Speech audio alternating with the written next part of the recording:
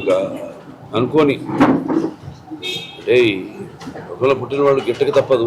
కానీ మాకు అమ్మగారు అక్కడ ఉండేవారు మెడ్రాస్లో, నాన్నగారు అప్పుడు అక్కడ మెడ్రాస్లో ఉండేవారు షూటింగ్ నిమిత్తం. ఎప్పుడన్నా చుట్టూ చూపున వచ్చి వెళ్తూ ఉండేవాళ్ళు. అమ్మగారు నాన్నగారిని చూసుకోవడం, ఆయన పద్ధతులు, ఆయన పొద్దున్న లేవడం, షూటింగ్కి వెళ్ళడం, ఆయన అన్ని దగ్గర ఉండి చూసుకునేవారు. మాకు అమ్మతో సమానం. ఇక్కడ మా వదిన గారు అప్పుడు మేమంతా పిల్లలు ఇక్కడ స్కూల్కి వెళ్తుండేవాళ్ళం. అన్నీ ఆవిడ దగ్గర నుండి చూసుకునేవారు. మా పెద్ద వదిన గారు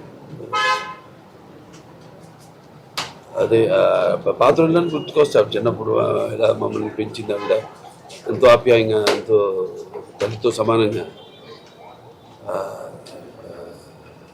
జీర్ణించుకోలేని ఒక ఆవిడ లేరన్నది ఒక పెద్ద దిగ్భ్రాంతి గురి చేసింది. ఆత్మశాంతించాలని అప్పుడప్పుడు మనం సెలవుల్లో అటు వాళ్ళు అటు తీసుకెళ్ళడం. ఆవిడే ఏది ఉన్నా డిసిషన్ అన్నయ్య గారికి అంటే కూడా ఎక్కువ బాగా ఆయన ఒక నియంతగా ఉంటే ఈవిడేమో మాకంత స్వాతంత్రాన్ని ఇచ్చి అలా పెంచడం, మా ఇష్టాలన్నీ కూడా ఆవిడ ప్రతిదీ ఒకటని కాదు, ప్రతిదీ కూడా ఆవిడ ఎంతో మా చదువు నుంచి అలాగే మాకు కావాల్సిన నిత్యావసర వస్తువుల నుంచి కూడా అన్నీ ఎంతో తల్లిలాగా చూసుకునేవారు. అటువంటిది పోవడం అనేది ఊహించడం మన ఓకే తట్టని విషయం. ఆవిడకి ఆ భగవంతుడు ఆవిడ ఆత్మ శాంతి చేకూర్చాలని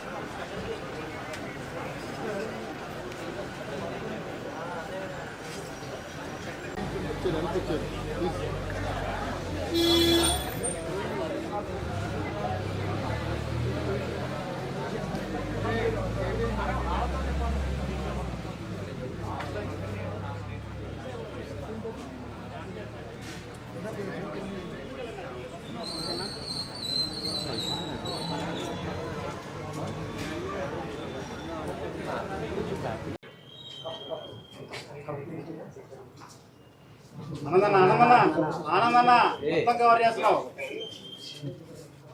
రా నువ్వే వచ్చావన్నా.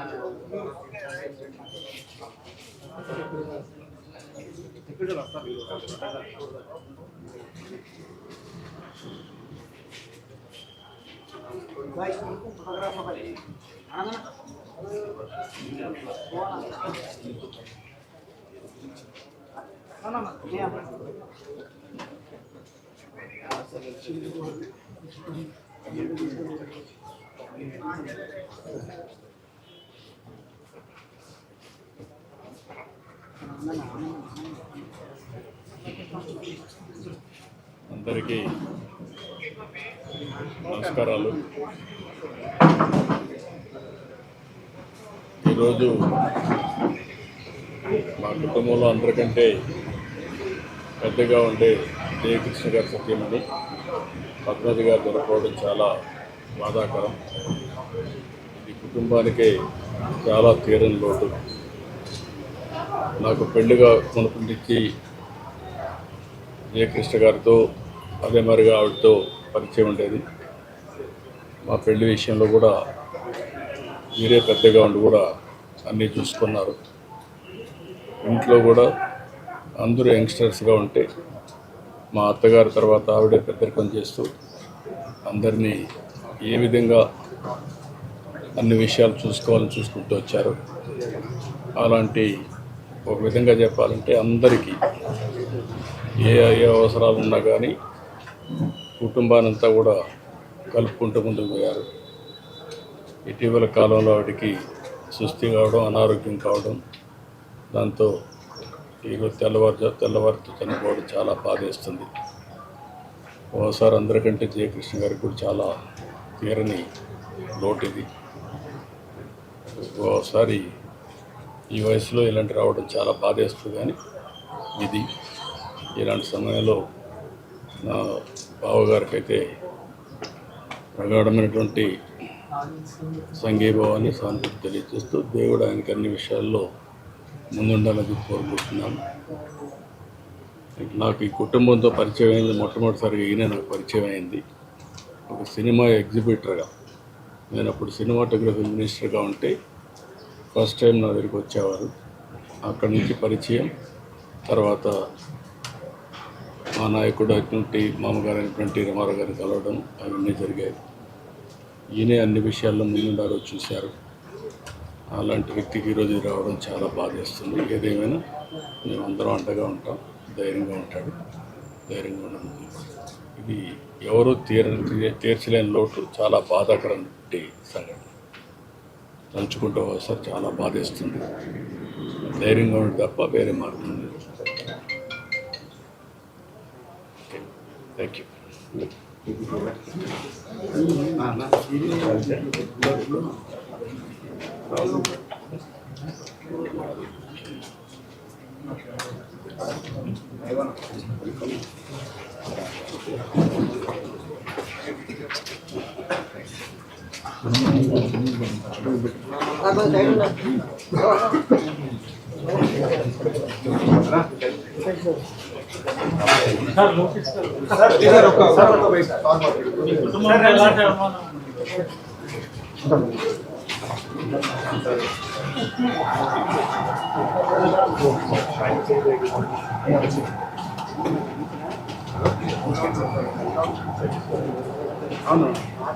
ముందుకెళ్ళండి.